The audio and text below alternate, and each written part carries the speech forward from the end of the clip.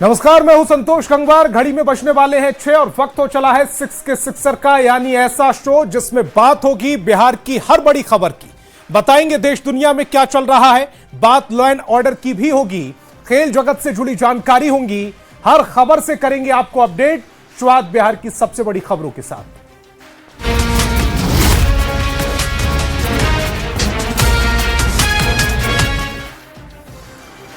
और आरजेडी में लालू प्रसाद की जगह तेजस्वी यादव को मिल सकती है। सूत्रों के हवाले से खबर मिल रही है, उन्हें आरजेडी का कार्यकारी राष्ट्रीय अध्यक्ष बनाया जा सकता है। 25 जनवरी को पार्टी की अहम बैठक बुलाई गई है, जिसमें यह फैसला लिए जाने की संभावना है। बड़े बदलावों की वजह लालू प्रसाद की बिगड़ी तबीयत बताई जा रही है। सूत्रों का कहना है कि उनकी तबीयत को देखते हुए पार्टी नेतृत्व में बदलाव होने के संकेत मिल रहे हैं। तो आरजेडी में लालू प्रसाद की जगह तेजस्वी यादव को मिल सकती है। सूत्रों के हवाले से खबर है कि उन्हें आरजेडी का कार्यकारी राष्ट्रीय अध्यक्ष बनाया जा सकता है। 25 जनवरी को पार्टी की अहम बैठक बुलाई गई, जिसमें यह फैसला लिए जाने की संभावना है। बड़े बदलाव की वजह है लालू प्रसाद की बिगड़ी तबीयत है। सूत्रों का कहना है कि उनकी तबीयत को देखते हुए पार्टी नेतृत्व में बदलाव होने के संकेत हैं। वहीं आरजेडी में बदलाव के संकेत को लेकर राजनीतिक बयानबाजी भी तेज हो गई है।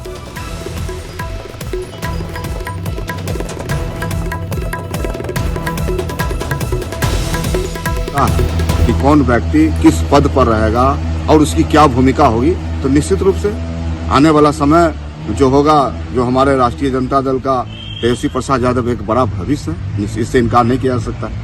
तो उनके नेतृत्व में बेहतर होगा कार्यकारी अध्यक्ष। माननीय लालू प्रसाद यादव जी का मार्गदर्शन लगातार मिलते आ रहा है और उन्होंने पार्टी की स्थापना की, पार्टी को सींचने का काम किया। उन्हीं के विचारधारा को तेजस्वी प्रसाद यादव आगे बढ़ा रहे हैं। बेसिकली ये आरजेडी का पर्सनल डिस्कशन है। तेजस्वी चूंकि युवा नेतृत्व को संभाल रहे हैं अभी, और खास तौर से लालू जी की तबीयत भी बेहद खराब रहती है, और इसके मद्देनजर अगर आरजेडी ने तय किया है कि तेजस्वी यादव को कार्यकारी अध्यक्ष बनाना चाहिए, तो उनका स्वागत होना चाहिए। राजद में यह फैसला नहीं बल्कि मजबूरी है। पार्टी विचार से नहीं, परिवार से चलती है। आज भी वही हो रहा है। लालू यादव जी की बिगड़ी तबीयत के नाम पर सत्ता और संगठन की चाबी एक ही परिवार में सौंपी जा रही है। तेजस्वी यादव को कार्यकारी राष्ट्रीय अध्यक्ष बनाना लोकतंत्र नहीं, वंशवाद की खुली चुनौती है। भाई तेजस्वी जी के नेतृत्व में बिहार विधानसभा चुनाव में महागठबंधन को हार का सामना करना पड़ा। भाई तेजस्वी जी को नैतिकता के आधार पर राजनीति से संन्यास लेना चाहिए, लेकिन आदरणीय लालू प्रसाद जी, जिनका राजनीति का केंद्र केवल परिवार रहा है, राबड़ी देवी जी को विधान परिषद में नेता बनाया, भाई तेजस्वी जी को पहले नेता प्रतिपक्ष बनाया, अब राजद का राष्ट्रीय कार्यकारी अध्यक्ष बनवा रहे हैं। आरजेडी और तेजस्वी यादव की बैठक पर जेडीयू एमएलसी खालिद अनवर ने निशाना साधा। उन्होंने कहा कि तेजस्वी यादव की बैठकों का बिहार पर कोई असर नहीं पड़ेगा। तेजस्वी को लेकर बिहार की जनता सीरियस नहीं है। तेजस्वी यादव जी बैठकें करें, तेजस्वी यादव जी सोएं, तेजस्वी यादव जी जागें, तेजस्वी यादव जी चलें, तेजस्वी यादव जी खाएं, इससे ज्यादा फर्क नहीं पड़ता। फर्क इस बात से पड़ता है कि तेजस्वी यादव जी क्या बिहार की जनता के लिए सीरियस हैं या नहीं है। तेजस्वी यादव जी ने रिजल्ट के बाद बिहार से गायब रह करके, बिहार से बाहर जाकर के जो वक्त गुजारा, उसने ये साबित कर दिया है कि उनकी पार्टी और तेजस्वी यादव जी जनता के लिए सीरियस नहीं है। और लखीसराय पहुंचे केंद्रीय मंत्री ललन सिंह ने जन स्वराज के संस्थापक प्रशांत किशोर और आरसीपी सिंह की जेडीयू में वापसी की खबर पर पलटवार किया है। उन्होंने साफ कहा कि वे प्रशांत किशोर को पहचानते नहीं हैं। आरसीपी सिंह पर भी ललन सिंह ने बिहार में पार्टी को 45 सीट पर समेटने का आरोप लगा दिया। ये है क्या? अरे नीतीश कुमार तो 50 ही जीत गए, तो अब वो राजनीति में है, ये है अभी तो मिट्टी में मिला रहे थे नीतीश कुमार को, क्या क्या नहीं बोले, भद्दी भद्दी बात बोले। तो ऐसे लोगों को इस पार्टी में कोई स्थान ऐसे लोगों का नहीं, सब कोई कहीं का स्थान नहीं है। 72 से 42 पर पहुंचा दिए थे, और इस पार्टी के जो समर्पित कार्यकर्ता हैं और बिहार की जनता ने फिर से नीतीश कुमार जी को 42 से 85 पर पहुंचा दिया। और समृद्धि यात्रा के दौरान कल यानी 19 जनवरी को सीएम नीतीश कुमार शिवहर पहुंचेंगे। इस दौरान मुख्यमंत्री 102 योजनाओं की सौगात देंगे। शिवहर के प्रसिद्ध देवकुली धाम में पूजा अर्चना करेंगे, जिनको लेकर देवकुली धाम को करोड़ों की राशि खर्च कर काशी विश्वनाथ मंदिर की तर्ज पर सजाया संवारा जा रहा है। सीएम के आगमन को लेकर जिला प्रशासन तैयारियों में जुटा है। और शिवहर पूरी तरीके से सज धज कर तैयार हो गया है और हम आपको तस्वीर दिखाने की कोशिश करते हैं जो शिवहर के प्रसिद्ध देवकुली धाम की तस्वीर है, जिसे राज्य सरकार के द्वारा 13 करोड़ रुपए की राशि खर्च करके इसे सुंदर सा स्वरूप प्रदान किया गया है और काशी विश्वनाथ मंदिर के तर्ज पर इसका निर्माण कराया गया है। मुख्यमंत्री नीतीश कुमार समृद्धि यात्रा के दौरान यहाँ पर आएंगे और इस मंदिर में पूजा अर्चना करेंगे। इसके अलावा 102 नई योजनाओं का भी सीएम के द्वारा उसका शिलान्यास किया जाएगा और शिवहर जिले वासियों को सौगात देने का काम किया जाएगा। प्रस्तावित है तो उसमें 2 स्थल जो है, एक देवकुली धाम परिसर डेवलप किया गया है और दूसरा जो है बुडको के द्वारा एक बस स्टैंड का निर्माण किया गया है। यहाँ पर इन दोनों योजनाओं का उद्घाटन है। साथ में जिले में की जाने वाली कुछ अन्य लगभग 102 योजनाओं का उद्घाटन शिलान्यास होने वाला है माननीय मुख्यमंत्री जी के द्वारा। और फिर किसान मैदान में जो है माननीय मुख्यमंत्री जी की सभा। बहुत अच्छा लग रहा है। आदरणीय मुख्यमंत्री जी का शिवहर वासी काफी बेसब्री से इंतजार कर रहा है। जितना बड़ा काम यहाँ हुआ है देवकुली धाम का, ये कहने की जरूरत नहीं है। आज बस स्टैंड का भी उद्घाटन वो भी सज धज कर तैयार है और बहुत सारी योजनाओं का शिलान्यास। इसीलिए तो हम लोग नीतीश जी को विकास पुरुष के रूप में देखते हैं। और लगातार जिला प्रशासन के द्वारा कार्यक्रम को लेकर जोर शोर से तैयारी की जा रही है और व्यवस्था में किसी तरीके की कोई कमी न रह जाए, इसको लेकर शिवहर जिला प्रशासन पूरी तरीके से अलर्ट मोड में है। राकेश रंजन, न्यूज 18 सीतामढ़ी। और नीट छात्रा की मौत मामले से जुड़ी बड़ी खबर न्यूज 18 पर चौंकाने वाला खुलासा हुआ है। मृतक छात्रा की जो पिता है उन्होंने गंभीर आरोप लगाए। हॉस्टल की वार्डन पर यह गंभीर आरोप लगाए गए। हॉस्टल संचालक डॉक्टर में मिलीभगत है। पिता ने कहा है कि नीलम अग्रवाल ने पैसों का लालच दिया, परिवार को खरीदने की कोशिश की गई, पैसे देकर मुंह बंद कराने की कोशिश की गई। पिता का आरोप है कि दरिंदों ने मिलकर बेटी को मारा है। डॉक्टर सतीश पर भी कई गंभीर आरोप लगाए गए हैं। बेटी से कुछ पूछने नहीं दिया जा रहा। उन्होंने कहा है कि औकात दिखाने की भी धमकी देकर हॉस्पिटल से निकाल दिया था। हर हाल में मुझे इंसाफ चाहिए। पिता कह रहे हैं किसी और बेटी के साथ ऐसा ना हो, ऐसे में जांच कोई करे, बेटी को बस न्याय मिले। आपको जो जानबूझ करके हॉस्टल संचालक और हॉस्पिटल की मिली भगत से मेरी बेटी की हत्या कर दी गई। तो वो हॉस्पिटल में होश में भी आई थी, आप लोग कुछ देर के लिए होश में आई थी। तो हमारी पत्नी पूछी कि क्या बेटा तुम्हारे साथ कोई गलत हुआ है, तो बोले कि हाँ, ऐसे हिलाई और बोले, और वो बहुत रोने लगी। उसके बाद फिर हम लोग जबरन वहाँ से निकाल दिया गया। हमारे परिजन के साथ, हमारे साथ वहाँ के हॉस्पिटल के स्टाफ लोग और डॉक्टर सतीश ने जबरन हम लोग को निकाल दिएगा। बोले कि तुमको औकात दिखा देंगे, कर दें, वो कर दें। सारे के सारे मिली भगत थे, सब पैसा लेकर बिके हुए हैं। पुलिस की ऐसे जो भी मिली, उसकी मिली भगत है। उसके बाद हॉस्टल में हम लोग, हॉस्पिटल में जब हम लोग इलाज करा रहे तो सामने नीलम अग्रवाल संचालिका हॉस्टल की आई और हमें कहा कि से आपको जो इतना पैसा चाहिए अपना पैसा देते हैं। प्रलोभन दिया, हाँ कि केस को मैनेज कर दीजिए। हमने कहा कि नहीं, हम पैसा पर पैसा का प्रलोभन दिया था। हमने कहा कि उसने कहा कि जो इतना पैसा आपको चाहिए उतना पैसा देंगे।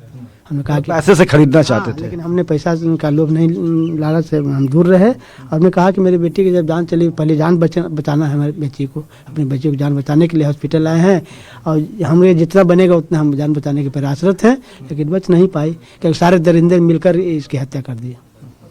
अब बेटी सपना देखी थी डॉक्टर बनने, क्या कह सकता हूँ, विशेष सपना देखी थी, सपना चकनाचूर हो गया सर।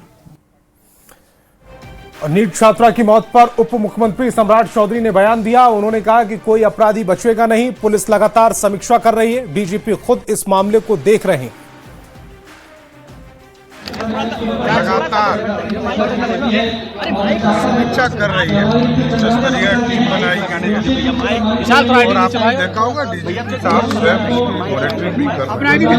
इसलिए कोई अपराधी बचेगा नहीं, इतना श्योर करता हूँ। अपराधी यदि इसमें संलिप्त है तो जरूर कार्रवाई होगी। और पटना से बड़ी खबर मिल रही है। नीट छात्रा की मौत मामले से जुड़ी ये बड़ी खबर। डॉक्टर सहजानंद क्लिनिक में जांच की गई है। एसआईटी पहुंची क्लिनिक और जांच में सबसे पहले यहीं पर छात्रा को लाया गया था। इसके बाद प्रभात हॉस्पिटल ले जाया गया था।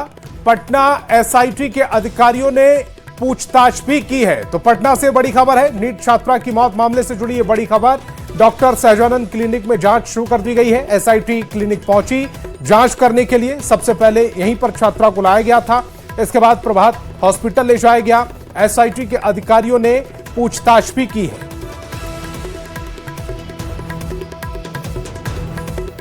और पटना से ही बड़ी खबर है, नीट छात्रा की मौत मामले से जुड़ी एक और बड़ी खबर। कई छात्राएं हॉस्टल खाली करने पहुंची। सामान लेने शंभू गर्ल्स हॉस्टल पहुंची एक छात्राएं।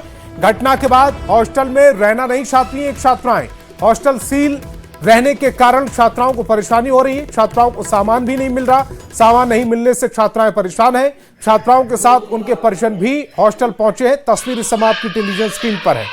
कई छात्राएं हॉस्टल पहुंच गई। सामान लेने के लिए शंभू गर्ल्स हॉस्टल के बाहर छात्राएं खड़ी नजर आई। हालांकि हॉस्टल के अंदर उन्हें दाखिल नहीं होने दिया गया। हॉस्टल सील रहने की बात छात्राओं से कही गई है, जिसके चलते छात्राओं को परेशानी हो रही है। सामान भी नहीं मिल रहा है और बताया जा रहा है कि छात्राओं के साथ उनके परिजन भी पहुंचे। का सामान और किताब कॉपी लेने के लिए आए हुए हैं। सारा कुछ यही है, किताब सब यही है, तो किताब सब ले जाना जरूरी है। कपड़ा लत्ता भी अभी यही है, वो सब भी ले जाना जरूरी है। नहीं तो सर बिना किताब का पढ़ाई कैसे होगा। तो मिला आपको? सर अभी तो सर गेट खोला ही नहीं है कि मिलेगा। क्या बोल रहा है? गेट खोलने के लिए क्या बोल रहा है? सर कुछ बोल ही नहीं रहा है, अंदर से कोई आ ही नहीं रहा है। और जब थाना में फ़ोन किया गया 100 नंबर पर, तो वहाँ पर से एसएचओ कह रही है कि सील है, जबकि सर सील कहाँ है? अगर सील रहेगा तो मुहर रहेगा, बिना मुहर का सील कहाँ होता है सर? बाहर से हॉस्टल से सामान क्यों ले जा रहा है? सर अब यहाँ नहीं रखना है। क्यों नहीं रखना है? सर इतना घिनौना काम यहाँ हुआ है कि इसका कोई जवाब ही नहीं कोई दे सकता है। इतना घिनौना काम हुआ है यहाँ। महीना साल अप्रॉक्स 6 मंथ हो गए होंगे। तो 6 मंथ्स में छुट्टी पे घर कब गई थी? मैं कुछ टाइम पहले गई थी। जिस दिन घटना हुआ था उस दिन यहाँ थी कि नहीं? मैं थी बट देखी नहीं थी कुछ। हॉस्टल की गतिविधि जब रह रही थी उस समय कैसा था? नॉर्मल था, सब कुछ ठीक चल रहा था। कुछ गलत नहीं दिखता रहा? नहीं, मेरे को कुछ ऐसा गलत नहीं दिखा था। तो इस घटना के बाद हॉस्टल में शंभू गर्ल्स हॉस्टल में रहना चाहती हो? बिल्कुल नहीं। आज अपने पेरेंट्स के साथ किस लिए आई हो? मैं अपना सामान लेकर अपने क्लास को अटेंड करने के लिए आई हूँ, क्योंकि मेरा बहुत छूट रहा है क्लास और मैं एग्जाम तैयारी कर रही हूँ। हाँ। तो सामान जब लेने आई हो तो अंदर से कुछ बोला गया है कि नहीं? अभी तो नहीं कुछ बोला गया, हम लोग बजा भी रहे थे इसको, तो कुछ नहीं बोला गया अभी तक। अंदर से कोई जवाब आ रहा है? नहीं, कोई नहीं। क्या पुलिस कही आप लोग को? वही समझ नहीं आ रहा कि हम लोग का सामान कैसे मिलेगा अगर ये लोग ऐसे करेंगे तो। कहते हैं कि थाना पे क्यों जाए, मेरा बचाना तो जाके हम क्या करेंगे, सामान पे यही अच्छा थाना पर बुलाया गया आप लोगों को? तो थाना पर क्या जाके क्यों जाएंगे? वही ना, हम लोग जाके क्या करेंगे? सामान तो यहाँ है ना। थाना पे जाएंगे नहीं जाएंगे तो हमको सामान यहाँ दे दीजिए। सामान सारा हम लोग का है, क्यों जाएंगे?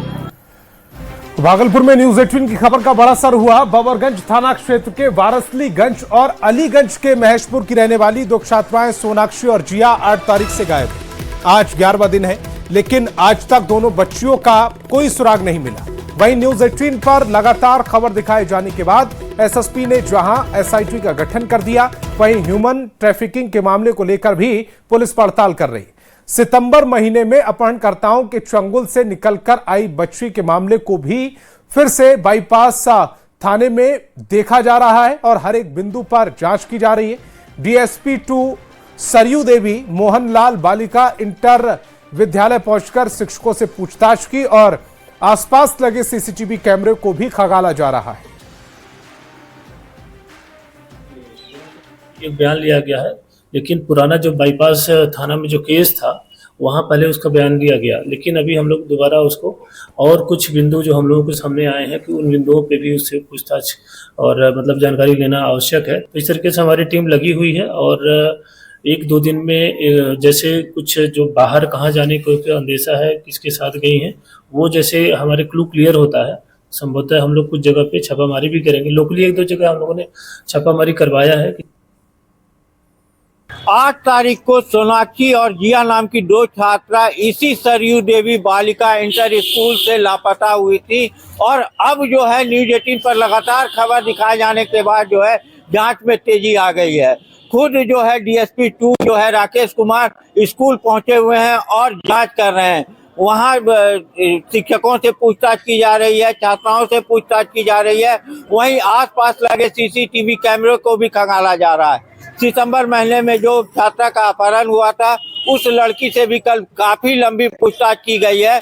वहीं उस मामले में जो है बाईपास थाने में जो मामला दर्ज किया गया था, उसमें भी जो है अब जांच शुरू कर दी गई है। एक बार फिर से ह्यूमन ट्रैफिकिंग का मामला हो या फिर अन्य मामले, सभी पर लगातार पुलिस नजर बनाए हुई है और गहनता से जांच की जा रही है।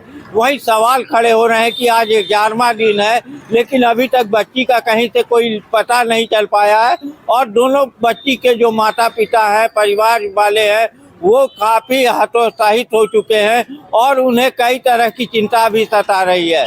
लेकिन पुलिस का दावा है कि मामला जो है अब जल्द खुलासा कर लिया जाएगा और दिन रात लगातार पुलिस कई टीम बनाकर छापेमारी में भी जुटी हुई है। जिले के साथ साथ अन्य जगहों पर भी जो है टीम को भेजा गया है। अब देखने वाली बात है कि कब तक टीम जो है दोनों बच्चियों को सुकुशल बरामद कर पाती है। आशीष रंजन, न्यूज 18 भागलपुर। और सोनपुर में सरिता की हत्या कर दरोगा की गाड़ी से शव फेंकने के मामले में बड़ी कार्रवाई हुई है। एफएसएल की टीम को दरोगा की जब्त गाड़ी से सरिता के बाल के सैंपल मिले हैं, जिसके बाद सैंपल की जांच के लिए लैब भेजा गया। साथ ही पुलिस ने गाड़ी को सारण पुलिस के हवाले कर दिया। देर रात लालगंज थाना पुलिस और एफएसएल की टीम जलालपुर गांव पहुंची और गाड़ी की बारीकी से जांच की गई है।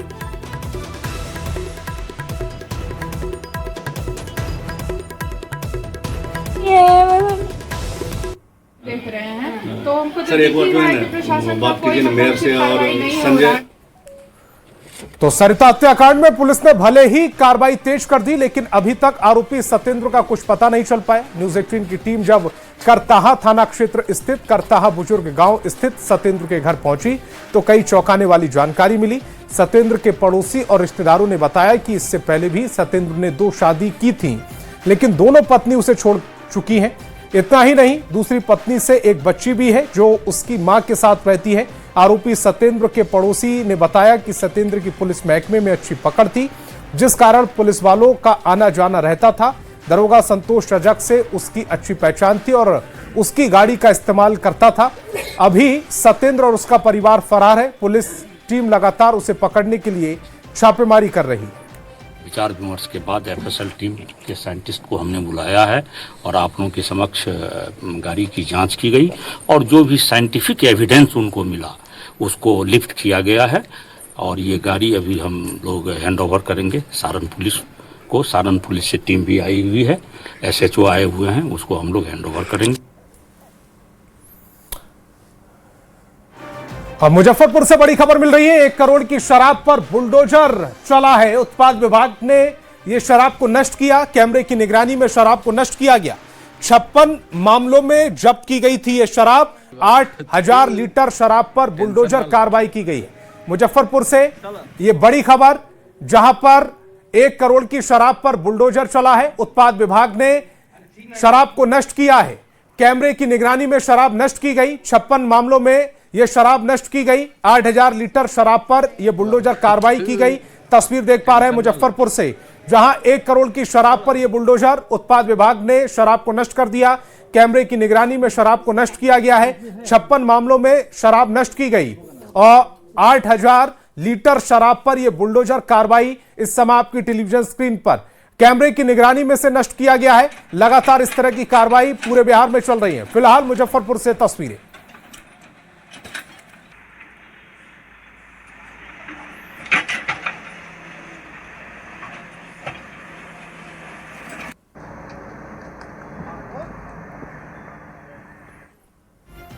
और नवादा से बड़ी खबर है, जहां बुजुर्ग महिला की हत्या के मामले का पुलिस ने खुलासा कर दिया। 22 नवंबर 2025 को नगर थाना क्षेत्र के राजेंद्र नगर मोहल्ले में सावित्री देवी की चाकू मारकर हत्या कर दी गई थी। जांच में खुलासा हुआ कि हत्या की साजिश मृतका की बहू सोनी कुमारी ने रची। जमीन विवाद के चलते उसने 50,000 की सुपारी देकर हत्या करवाई। पुलिस ने बहू समेत 4 आरोपियों को गिरफ्तार कर लिया और हत्या में प्रयुक्त मोबाइल फोन भी बरामद किया है।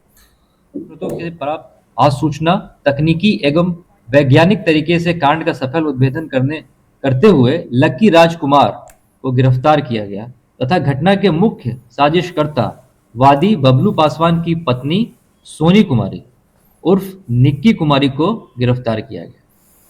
तो 6 का 6 में फिलहाल इतना ही। आप देखते रहिए न्यूज़ 18 बिहार झारखंड।